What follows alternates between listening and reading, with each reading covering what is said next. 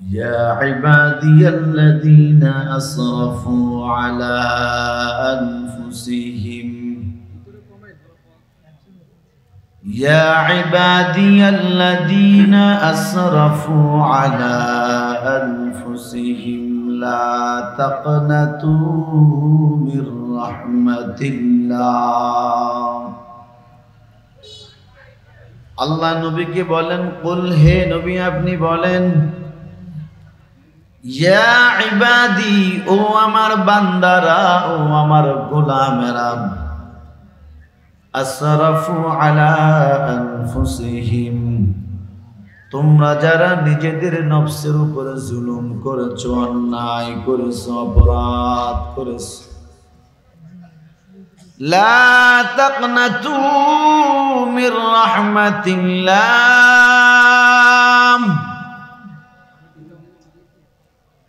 তোমরা আমি আল্লাহর দয়া থেকে দূরে সরে যেও না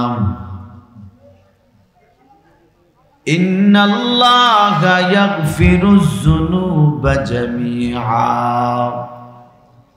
নিশ্চয় আমি আল্লাহ আমার দয়া দিয়া তোদেরকে ক্ষমা করে দিলাম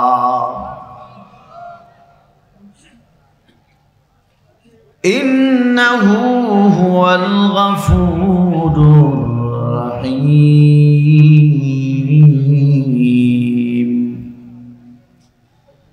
আল্লাহ সুবহানাহু ওয়া তাআলা বলেন আমি আল্লাহ হলাম ক্ষমাশীল আমি আল্লাহ হলাম দয়ালু কারণ আমি আল্লাহর মতো দয়ালু আমি আল্লাহর মতো ক্ষমাকারী পৃথিবীতে কেউ না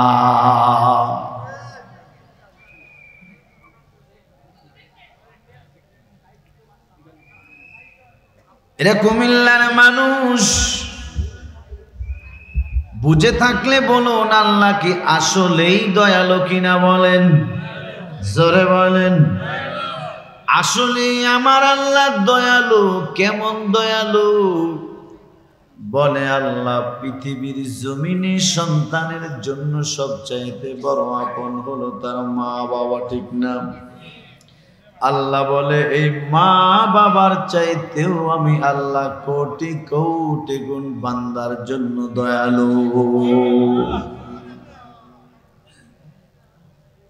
আমার আল্লাহ কেমন দয়ালু আল্লাহ বলে দেখ দুনিয়াওয়ালার সামনে যদি অন্যায় করো দুনিয়ার মানুষ যদি তোর অন্যায় দেখে তোর জন্য বিচারের ব্যবস্থা করে তোরে বাড়ির থেকে বাহির করে তোরে সমাজ থেকে বাহির করে তোরে জেলখানার মেহমান বানায় দেন তোর একটা অপরাধের কারণে তোর সমাজ থেকে বাহির করে তোর নামে মামলা হয় তোর জেলখানার আসামি বানানো হয় তোর জরিমানা হয় তোর সম্মান নষ্ট হয় কিন্তু তুই আমি আল্লাহর সামনে অনেক অপরাধ করেছ আমি আল্লাহর সামনে একটা দুটা নয় কোটি কোটি অপরাধ করেছি আমি আল্লাহ তোরে আমার জমিন থেকে তোরে তাড়াইয়াও দিলাম না আমি আল্লাহ তোর জন্য রিজিকও বন্ধ করলাম না আমি আল্লাহ যে হাত দিয়ে গুনাহ করলে আমি হাতটা পঙ্গ আমি আল্লাহ কেড়ে নিলাম না যে পাও দিয়া গুনাহ করলি আমি আল্লাহ পাওটা তোর থেকে কেড়ে নিলাম না যে চোখ দিয়ে গুনাহ করলি আমি আল্লাহ চোখের পাওয়ারটাও তোর থেকে কেড়ে নিলাম না আমি আল্লাহ কত দয়ালু আমি আল্লাহর মতো দয়ালু পৃথিবীতে কেউ নাই এরে আল্লাহর গোলাম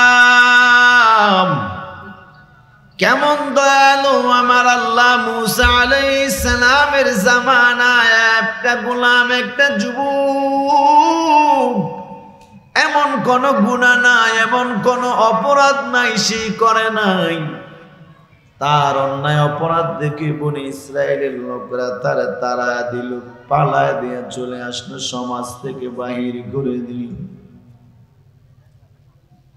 আমার আল্লাহ এই লোকটা চলে গেল তারে বাহির করে দিল মানুষ তার অন্যায় দেখে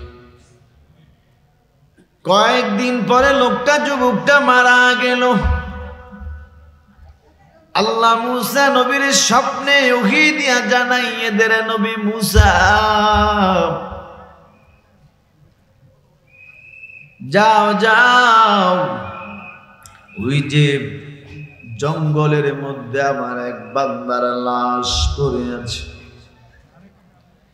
আমার এক বান্দার লাশ, ওই বান্দাটারে তুমি নবী মুসা নিজের হাতে গোসল দিবা, কাফন পরাবা, তুমি জানাজা পড়াবা, আর এলান করে দিবা আমার এই বান্দার জানাজা যারা শরীক হবে আমি আল্লাহ সব বান্দার ক্ষমা করে দিলাম। আমার এই বান্দারে তুমি নিজের হাতে গোসল দিবা, নিজেই কাফন পরাইবা, নিজেই জানাজা দিবা। এর নবী মুসা এলান করে দিবি আমার এই বান্দা যুবকের জানাজা যারা পড়বে আমি আল্লাহ তাদেরকে ক্ষমা করে দেব। সুসংবাদ কিনা বলেন? মুসা নবী গেলেন, যুবকটা মুসা নবী গোসল করাইলেন, কাফন পরাইলেন, খাটিয়ার মধ্যে রাখলেন, জানাজা দিবেন, এলান করে দিলেন, ও বনে ইসরাইলের মানুষ, এই ব্যক্তির জানাজা যারা পড়বে আল্লাহ সবাইকে ক্ষমা করার ঘোষণা দিয়েছে। সব বনি ইসরায়েলের একটা মানুষও বাকি নাই, যারাই শুনছে সব দৌড়াই এসে হাজির। কেমন জানি আল্লাহর বড় ওলি, কেমন জানি আল্লাহর বড় আবেদ, কেমন জানি আল্লাহর পছন্দের গোলাম, যার জানাজা পড়লেই আল্লাহ আমাদেরকে ক্ষমা করে দিবে। সব মানুষ বীর হয়ে গেল। নবী মুসাকে বলে, নবী মুসা আমাদেরকে লোকটার চেহারাটা একটু যদি দেখায় দিতে। নবী মুসা সব মানুষকে চেহারা দেখানোর জন্য কাফনের মুখটা খুলে দিলেন। যারাই দেখলো সব আশ্চর্য হইয়া বলে, নবী মুসা কার জানাজা পড়তে বলছো তুমি? এরে নবী মুসা তুমি কি জানো এটা কোন যুবকের লাশ?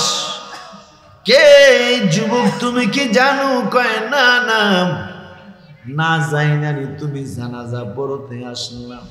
এরে নবী মুসা এই যুবকটা এত বড় পাপী, এত বড় অপরাধী, এত বড় জিনাকার, এত বড় গুনাহগার, তার গুনার কারণে, তার অন্যায়ের কারণে, তার অপরাধের কারণে আমরা তার সমাজ থেকে তাড়াইয়া দিলাম, আমরা তার সমাজ থেকে বাহির করে দিলাম। আল্লাহর বান্দারে আমরা দূরে সরাইয়া দিলাম, আর তুমি নাকি নিজের হাতে তারে গোসল দিলা, নিজেই তারে কাফন পরাইলা, আবার নিজেই তারে জানাজার ইমামতি করে কবরে রাখবা, আবার এলান করো তার জানাজা পড়লে নাকি সবার গুনাহ আল্লাহ মাফ করে দিবে। মুসা নবী কয় আমি বলি নাই, বলছেন আমার আল্লাহ। মুসা নবী কয় যদি তোমাদের কথা সত্যি হয় আমি আমার আল্লাহর সাথে একটু কথা বলে আসি। কারণ মুসা নবী তো আল্লাহর সাথে তুত পাহাড়ে যেতেন, কথা বলতেন, ঠিক কিনা বলেন? মুসা নবী আল্লাহর সাথে কথা বলতে গেলেন, ও আল্লাহ যেই মানুষটার অন্যায় অপরাধ থেকে মানুষ তারা সমাজ থেকে তাড়ায়া দিল, আপনি সেই এমন একজন গুনাহগার যুবকের গোসল দিতে বললেন, কাফন পরাইতে বললেন, আপনি তারে আমি নবীর জানাজা তার নামাজ পড়াইতে বললেন, আমি নবী মুসা তার কবরে রাখার কথা বললেন।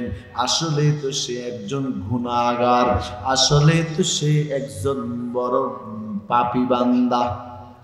আপনার হাজার হাজার বান্দারা সাক্ষী। ও আল্লাহ তুমি বনে ইসরাইলের এই গুনাহগার যুবকের কেন এই ঘোষণা দিছো? আবার বললা তার জানাজা যারা পূর্বে সবাই রে ক্ষমা করে দিবা। আল্লাহ কয় নবী মুসা قال إني أعلم ما لا تعلمون سبحان الله বক্সের একটু সাউন্ড বাড়াই দেন তো ভাইয়া, বক্সে একটু হালকা সাউন্ড বাড়াই দেন। তোমরা যাহা জানো না জানেন কি? যারা বলেন আলিমুল গায়বি ওয়াশ শাহাদা,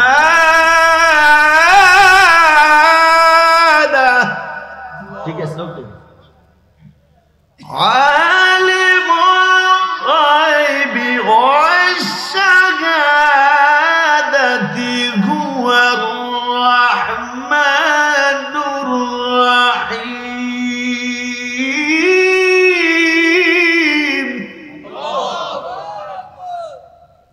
দুনিয়ার কেউ যেটা জানে না সেটা জানেন কে?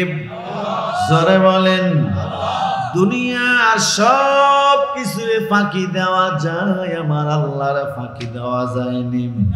ওরে দুনিয়ার 17 কোটি জনগণের ফাঁকি দিয়া অন্যায় করে ফালিয়ে অন্য রাষ্ট্রে গিয়া পালাই যাওয়া যায়, ঠিক কিনা বলেন?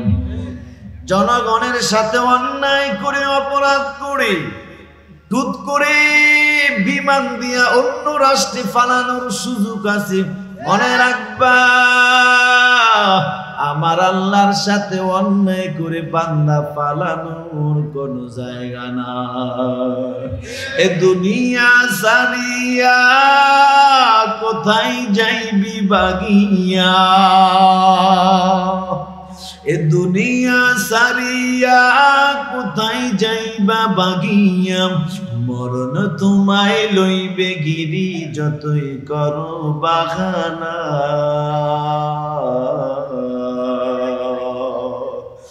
মরণ তোমায় লইবে গিরি যতই করো বাহানা। চিন্তা করে দেখো না কবরে কি যাইবা না, চিন্তা করে দেখো না কবরে কি যাইবা না। ওকে মুমিন মুসলমান মানো না হাদিসি কালাম, ঠিক কিনা বলেন? আমরা হুজুররা কত যে বুঝাইছি রে, কত যে বুঝাইছি, হুজুরেরা কর ঠিক না? আমরা কত কইছি রাশিয়ার যুদ্ধ বিমান, চীনের অস্ত্র কোনো লাভ নাই, আল্লাহর দরা শক্ত দরা। আল্লাহ কয় হালকা পাতলা করুণা দিছি, কি দিছি? ওরে রাশিয়া কো আমাদের কাছে যুদ্ধ বিমান আছে, পারমাণবিক আছে, চীন কো আমাদের কাছেও আছে। আল্লাহ কয় তোদের যুদ্ধ বিমান, তোদের পারমাণবিক গুল্লি মারি আমি যেটা দিছি এটা তো দেখবি না, মারবি কি? সুবহানাল্লাহ। করোনা দেখা গেছে, সোয়া গেছে। আল্লাহ ল্যাংরা মশা দিয়া দুনিয়ার থেকে বিদায় করে দিচ্ছে, ঠিক না? ফেরাউনের মতো জালেমকে ফানিতে সুবাইয়া ইঁদুরের মতো দুনিয়া থেকে বানর বানাই দিচ্ছে। হ্যাঁ, আল্লাহর সাথে মাস্তানি চলে, ক্ষমতা চলে, টাকার গরম চলে, শিক্ষার গরম চলে, কোনো কিছু চলে না।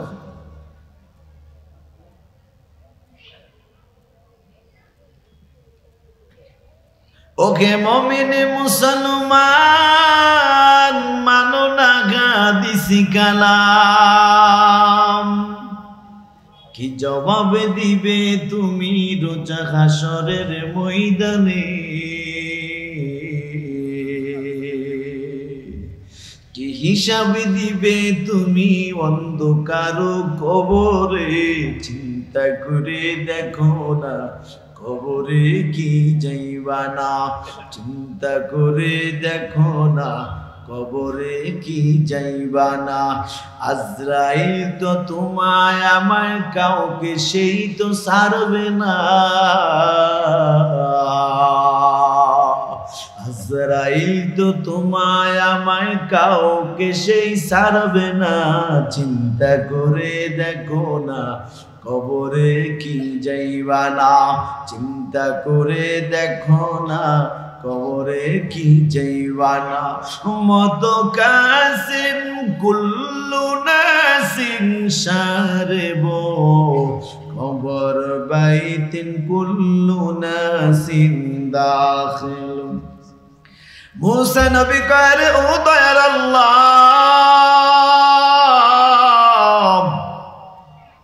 কেনই ভাই এলান দিয়ে আমি নবী মুসার এই বনি ইসরাইলের লোকদের কাছে অপমানিত করলাম প্রশ্নবিদ্ধ করলাম আল্লাহ বলে নবী মুসা আমি যাহা জানি দুনিয়ার কেউ জানে না আসমান জমিনের কেউ যেটা জানে না সেটা জানেন কি জোরে বলেন বিসমিল্লাহির রহমানির রহিম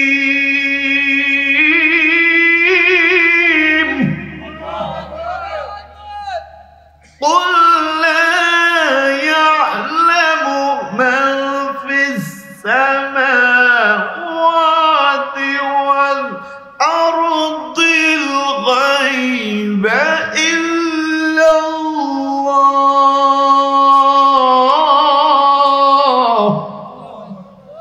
আল্লাহ বলেন আসমান ও জমিনের বাসিন্দা কেউ গায়েব জানে না গায়েবের খবর জানেন একমাত্র কে বলেন জোরে বলেন কে ওরে লাখো মিল্লার মানুষ তুমি আর আমি জীবনে এমন কিছু গুনাহ করেছি আমার মা জানে না আমার বাবা জানে না আমার স্ত্রী জানে না আমার সন্তান জানে না আমার ভাই জানে না আমার বোন জানে না আমার বন্ধু জানে না আমার বাড়ির মানুষ জানে না আমার উস্তাদ জানে না আমার পীর জানে না কিন্তু দুনিয়ার সবার চোখে পাখি দিলাম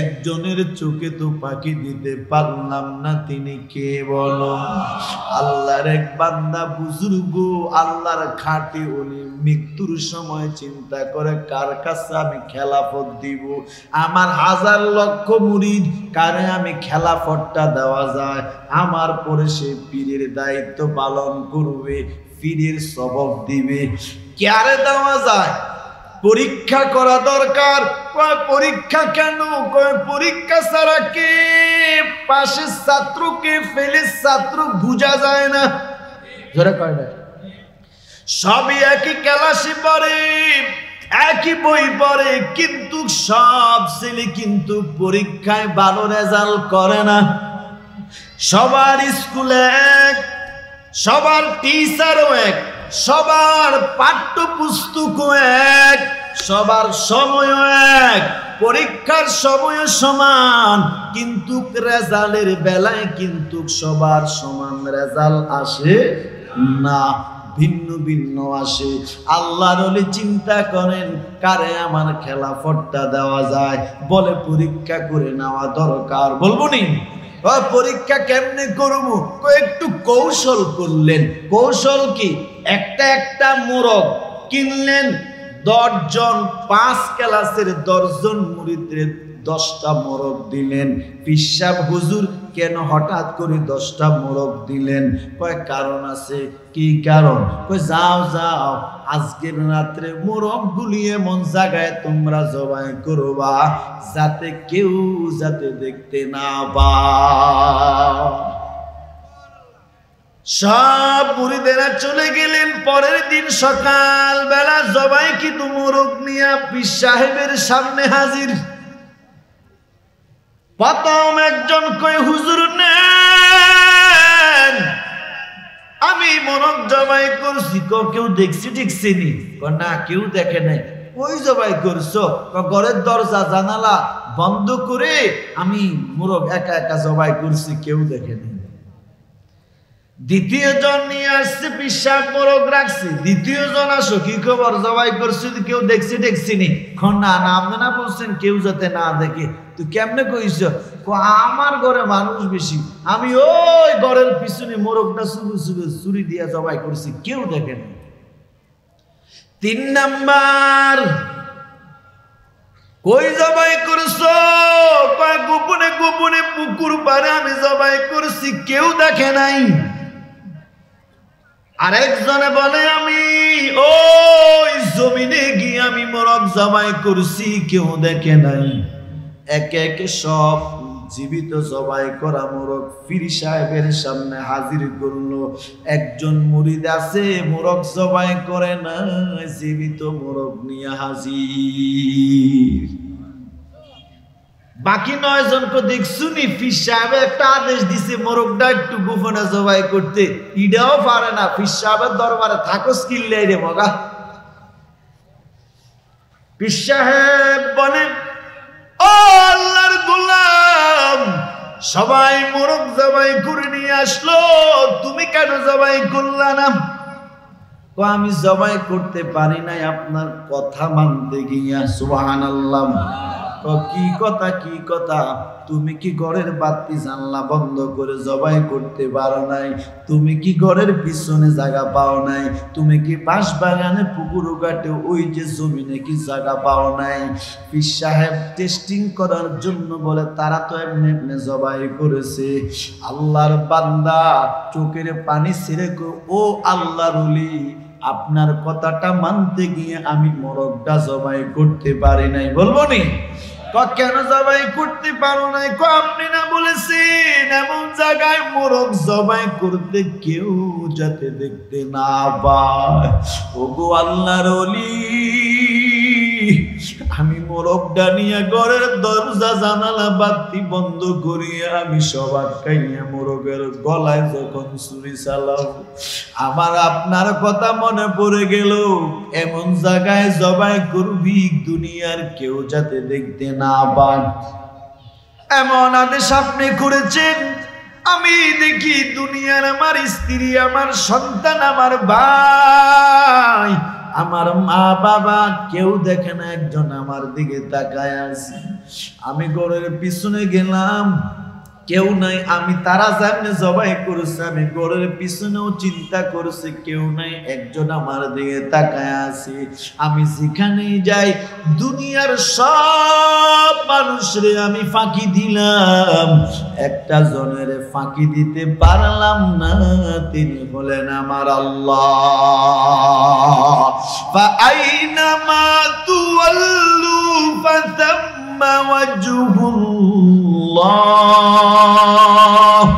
আমি যেদিকে তাকাই আমার আল্লাহর কুদরত, আমি দেখি আমার আল্লাহ আমার দিকে তাকাইয়া আছেন। আমার আল্লাহ খানা নাই, ঘুম নাই, লা তাখুযুহু সিনাতুন ওয়ালা নাওম। গো আল্লাহর ওলি, আমি দেখি আমার দিকে আমার আল্লাহ তাকায় আছে। পীর সাহেব টান দিয়া বুকে জড়াইয়া কয়, তাহলে বুঝলাম তোরে আমার খেলাফত দেওয়া যায়। কারণ যার ভিতরে ঢুকবে যে আমাকে কে দেখতেছে, অন্ধকারেও কে দেখে? জোরে বলেন। আল্লাহ তো অন্ধকারে দেখে না। কেমনে দেখে আল্লাহ অন্ধকারে? আপনি আমি দেখি না, অন্ধকারে আল্লাহ দেখে? কি অবিশ্বাস হয়নি?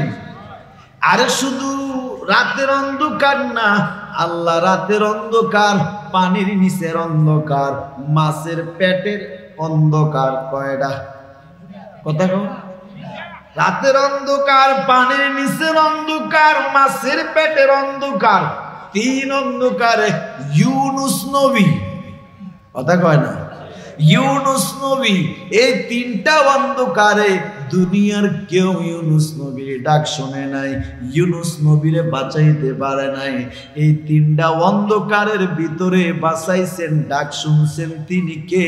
আওয়াজ করে বলেন, লা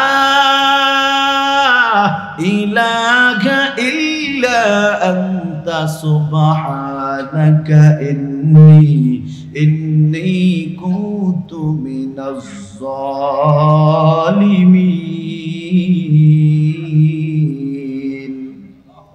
আল্লাহ আছে না নাই? মুসা নবীকে আল্লাহ বলেন, মনে আছে? মুসা নবীকে